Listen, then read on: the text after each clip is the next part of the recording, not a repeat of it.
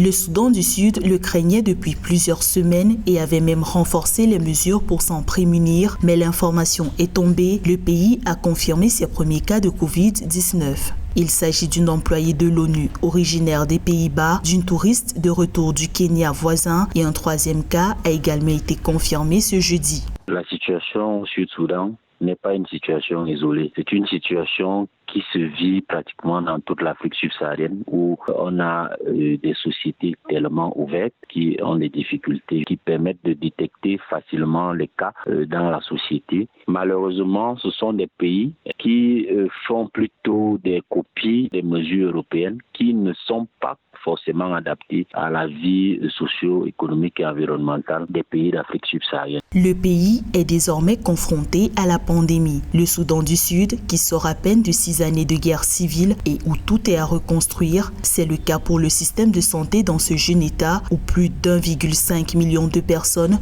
sont déplacées à l'intérieur du pays. Près de 200 000 habitent dans des camps de fortune sans accès aux infrastructures sanitaires, rendant dès lors quasi impossible l'observation des mesures barrières. Les Sud-Soudanais s'inquiètent d'une crise sanitaire de grande ampleur. L'Organisation des Nations Unies qui se retrouve au Sud-Soudan actuellement est essentiellement casque bleu. Ils ne peuvent pas être au front de la situation puisque ce n'est pas leur cahier de charge, mais ils peuvent mettre la main comme une aide, comme l'armée le fait déjà un peu partout. Plus d'1,5 million de cas d'infection par le nouveau coronavirus sont officiellement recensés dans le monde. L'Afrique reste à ce jour le continent le moins touché par le Covid-19. Mais nombreux sont ceux qui redoutent qu'il ne devienne le prochain épicentre de la pandémie.